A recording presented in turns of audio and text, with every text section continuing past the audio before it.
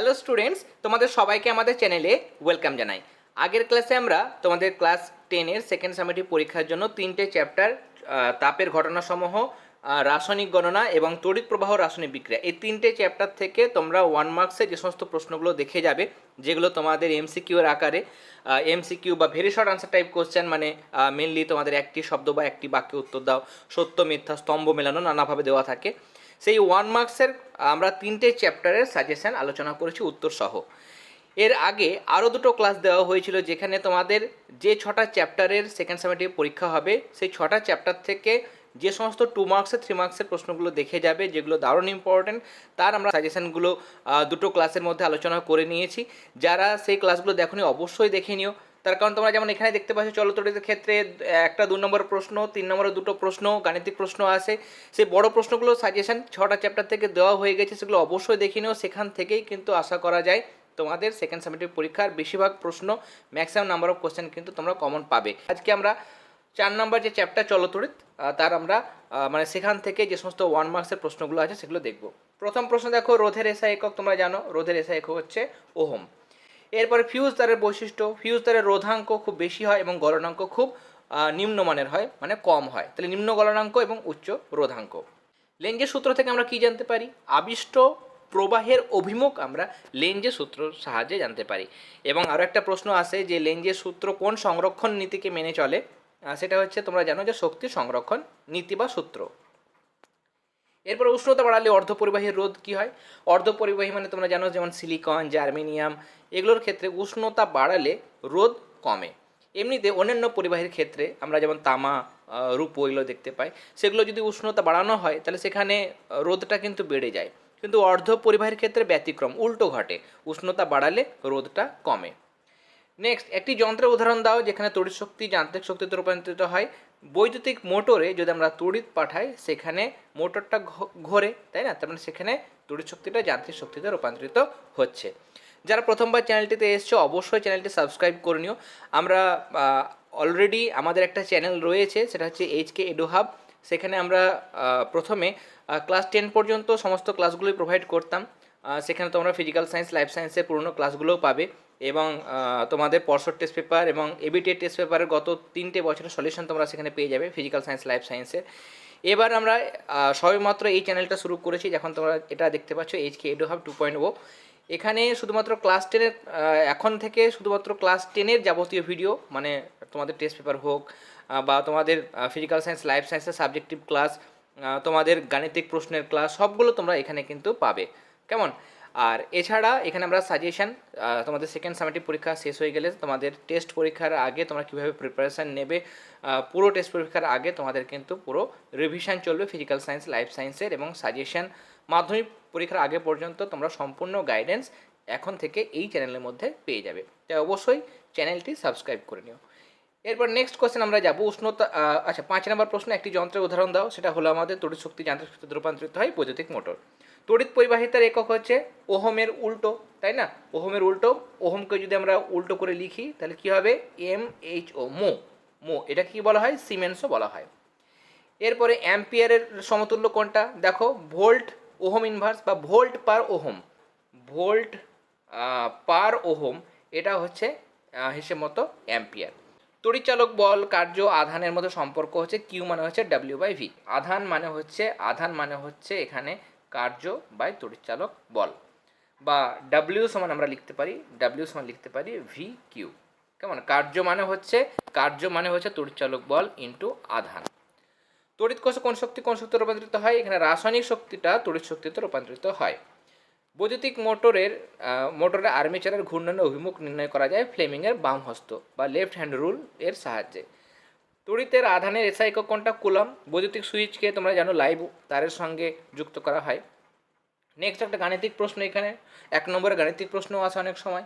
3 ohm এবং 6 ohm দুটি রোধ সমান্তরাল সমবায় যুক্ত করলে তাদের তুল্য রোধ। এগুলো ওই মানে প্রথাগত যে নিয়ম সেভাবে করবে না, তোমরা সিম্পল জানো যে সমান্তরাল সমবায় যুক্ত করলে দুটো রোধকে গুণ করতে হয়। তার কারণ সূত্র হচ্ছে R1 R2 বাই নিচে আমরা দুটো রোধকে যোগ করি, তাই না? তাহলে উপরে রোধ দুটোর গুণফল, তার মানে একটা রোধ বলেছে 3 আর একটা বলেছে 6, সেটাকে আমরা ভাগ করব দুটো যোগফল, 3 আর 6 যোগ করলে 9 হয়, সেটাকে ভাগ করব, কাটাকাটি করব, 3 3 9 আর 3 2 6, তাহলে উত্তর মান হলো 2 ওহম, তার জন্য এখানে 2 ওহম হয়েছে আনসার। এরপরে কিলোওয়াট ঘন্টা কোন ভৌত রাশির একক তড়িৎ শক্তি, বিওটি কোন ভৌত রাশির একক তড়িৎ শক্তি, বিভব প্রভেদে যেটা এসআই একক, বিভব প্রভেদ মানে বিভব পার্থক্য, তার একক হচ্ছে ভোল্ট। গৃহস্থলে বৈদ্যুতিক যন্ত্রপাতিগুলি কোন বর্তনীতে কোন সমবায় যুক্ত থাকে, সমান্তরাল সমবায় যুক্ত থাকে, দারুণ ইম্পর্টেন্ট কোশ্চেন এগুলো। ঋজু পরিবাহিতে ঋজু মানে সোজা, ঋজু পরিবাহিতে আবিষ্ট প্রবাহ মাত্রার অভিমুখ জানা যায় ফ্লেমিংয়ের যেটা রাইট হ্যান্ড রুল, দুটোই কিন্তু তোমরা করবে, লেফট হ্যান্ড রুল এবং রাইট হ্যান্ড রুল। নেক্সট 19 নম্বর প্রশ্ন, এখানে কোনো পরিবাহীর মধ্য দিয়ে 2 মিনিটে 12 কুলম্ব আধান প্রবাহিত হলে তড়িৎ প্রবাহ মাত্রা হবে। তড়িৎ প্রবাহ মাত্রা আই বের করার নিয়ম হচ্ছে Q/T, কতটা আধান প্রবাহিত হচ্ছে তাকে সময় দিয়ে ডিভাইড করবো এবং সময়টা অবশ্যই সেকেন্ডে বার করতে হবে। তাহলে তোমরা যদি সরাসরি এটাকে 2 দিয়ে ডিভাইড করো, 12 কুলম্বকে 2 দিয়ে ভাগ করো, তাহলে কিন্তু আনসারটা আসবে না।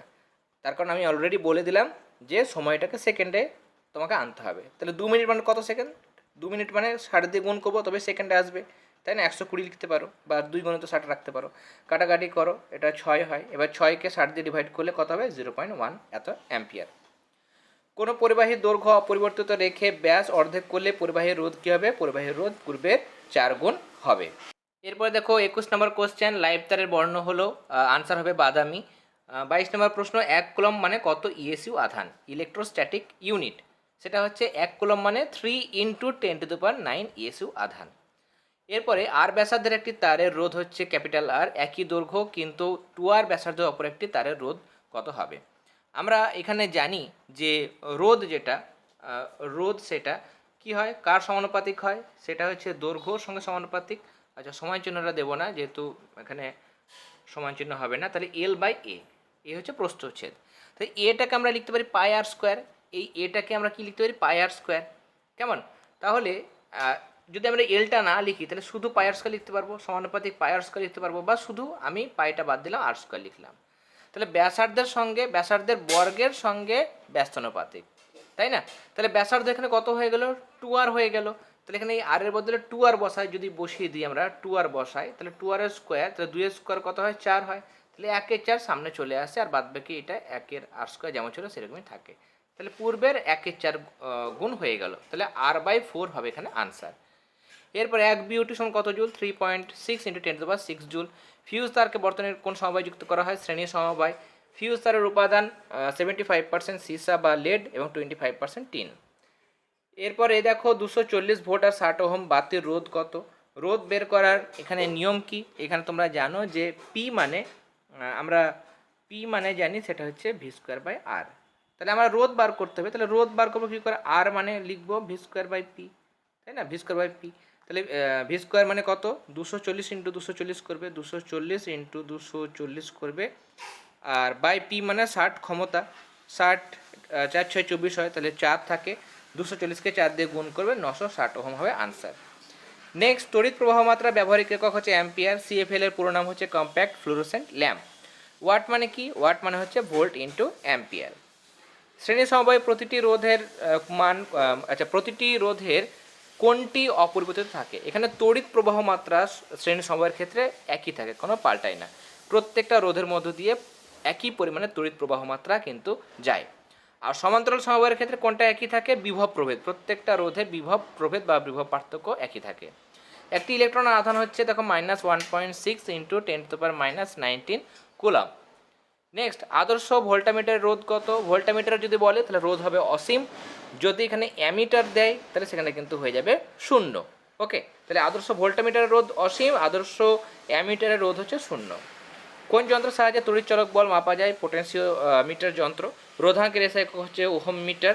কেমন, পরিবাহীর রোধ এবং সময় একই রেখে যদি প্রবাহ মাত্রা দ্বিগুণ করি তাহলে উৎপন্ন তাপ কী হবে। তোমরা উৎপন্ন তাপ জানো, H সমান হচ্ছে I²RT, H সমান হচ্ছে I²RT। বাদ বাকি আমরা সব এগুলো তো অপরিবর্তিত, তাহলে এগুলোকে বাদ দাও, তাহলে H সমানুপাতিক কী হয়, I² হয়। প্রবাহ মাত্রার সঙ্গে বর্গের সঙ্গে সমানুপাতিক, তাহলে প্রবাহ মাত্রা দ্বিগুণ করছে, তাহলে 2² মানে 4 গুণ হয়ে যাবে, তাই না, 2² মানে 4 গুণ হয়ে যাবে। লেঞ্জের সূত্র কোন সংরক্ষণ সূত্র মেনে চলে, শক্তি সংরক্ষণ। 1 ভোল্ট মানে কত ইএসইউ, 1 ভোল্ট মানে হচ্ছে 1/300 ইএসইউ। কেমন, 1 ভোল্ট মানে হচ্ছে 1 300 ইএসইউ। যদি এখানে 1 ইএসইউ মানে কত ভোল্ট, তখন 1 ইএসইউ কোনাকুনি গুণ করলে হয়ে যাবে 300 ভোল্ট। তাহলে উল্টো সম্পর্কটা মনে রাখবে। তড়িৎচালক বল মানে ইএমএফ, ইলেকট্রোমোটিভ ফোর্স, এগুলোর এসআই একক হচ্ছে ভোল্ট। তড়িৎচালক বল এটা বল না শক্তি, এটা এক প্রকার শক্তি। 1 কুলম্ব আধানকে 1 ভোল্ট বিভব প্রভেদের বিরুদ্ধে নিয়ে যেতে কত কার্য করতে হয়? 1 কুলম্ব তড়িতাধান, তাহলে 1 তড়িতাধান কিউ, সেটাকে আমরা বিভব প্রভেদের মধ্যে দিয়ে নিয়ে যাব, তাহলে কত কার্য করতে হবে? তাহলে এটা কার্য করতে হবে, তাই না? কত কার্য? ডাব্লিউ মানে হচ্ছে কিউ ইন্টু ভি, তাহলে 1 volt into 1 coulomb, volt into coulomb মানে হচ্ছে সেটা জুল, তাহলে 1 জুল কার্য করতে হবে। আইভি যেটা লেখচিত্র, এই আইভি লেখচিত্র নদী কী প্রকাশ করে? পরিবাহিতা। আদর্শ অ্যামিটার যেটা আগে বলেছি সেটা হচ্ছে শূন্য। একটি তারকে দুভাগ করলে রোধাঙ্কের কী পরিবর্তন হবে? রোধাঙ্ক কোনো সময় দৈর্ঘ্য ওপর নির্ভর করে না, তাহলে দৈর্ঘ্য তুমি বাড়াও বা কমাও, রোধাঙ্ক একই থাকবে। ওকে, অপরিবর্তিত থাকবে না, একই থাকবে। বিভব প্রভেদ কোন যন্ত্রের সাহায্যে মাপা হয়? Voltmeter, voltmeter. ভোল্ট এবং এখানে দেখো ভোল্টা মিটার নেই, ভোল্ট মিটার আছে। ভোল্টা মিটার যেটা, সেটা ওই তড়িৎ বিশ্লেষণের যেটা পাত্র, সেটা ভোল্টা মিটার। আর ভোল্ট মিটার এটা বিভব প্রভেদ মাপার যন্ত্র, এখানে কিন্তু আকারটা নেই। কেমন? আকার নেই মানে এটা হচ্ছে বিভব প্রভেদ মাপার যন্ত্র। আর যেখানে আকার থাকবে ভোল্টা মিটার, সেটা তড়িৎ বিশ্লেষণের পাত্র, যে পাত্রে তড়িৎ বিশ্লেষণ করা হয় সেটা ভোল্টা মিটার। দুটো আলাদা বিষয়। তড়িৎ প্রবাহমাত্রা মাপার যন্ত্র হচ্ছে অ্যামিটার। ডায়নামোতে কোন শক্তি রূপান্তরিত হয়? তড়িৎ শক্তি। সেটা ডায়নামো ঘোরে তাহলে যান্ত্রিক শক্তিতে রূপান্তরিত হয়। একটা সরু আর মোটা তারের দৈর্ঘ্য সমান, বিভব প্রভেদে যদি একই থাকে তাহলে তড়িৎ প্রবাহমাত্রা কোনটাতে বেশি হবে? মোটা তারে। মোটা তার মানে যেহেতু রোধ কম মানে বেশি তড়িৎ যাবে। ওকে, রোধ মানে তো বাধা, তাহলে বাধা কম তাহলে বেশি তড়িৎ যাবে। নেক্সট, তড়িৎ বিভবের মাত্রা সংকেত কি? তড়িৎ বিভবের যেটা মাত্রা সংকেত সেটা হচ্ছে ml² (10⁻³ I⁻⁻1). তাহলে আজকে আমরা চলতড়িৎ থেকে 50টি গুরুত্বপূর্ণ 1 মার্কসের প্রশ্ন দেখে নিলাম। এগুলো তোমরা ভালো রকমভাবে প্র্যাকটিস করবে, আশা করি এখান থেকে তোমরা সেকেন্ড সেমেস্টার পরীক্ষার প্রশ্নগুলো কমন পাবে। এরপর সেকেন্ড সেমেস্টার পরীক্ষা হয়ে গেলে তোমাদের যদি কোনো রিকোয়েস্ট থাকে সেটা অবশ্যই তোমরা কমেন্ট সেকশনে জানাবে, তাহলে আমরা সেরকমভাবে তোমাদের লাইফ সায়েন্স এবং ফিজিক্যাল সায়েন্সের ক্লাসগুলো প্রোভাইড করব। সাবজেক্টিভ ক্লাস বা নোটস বা তোমাদের ডাউট ক্লিয়ারিং ক্লাস কোনগুলো আগে দিলে ভালো হয় সেটা অবশ্যই কমেন্ট সেকশনে জানাবে, সেরকমভাবে আমরা পরবর্তী ক্লাসগুলো দেব। ক্লাসগুলো যেগুলো হয়ে গেছে অবশ্যই দেখে নিও। ক্লাসগুলো ভালো লেগে থাকলে অবশ্যই ক্লাসগুলোতে লাইক দেবে, তার পাশাপাশি ক্লাসগুলো তোমাদের ফ্রেন্ড সার্কেলের মধ্যে অবশ্যই শেয়ার করবে। তাহলে আজকে ক্লাস আমরা এখানেই শেষ করলাম। তোমরা সবাই খুব ভালো থেকো। All the very best.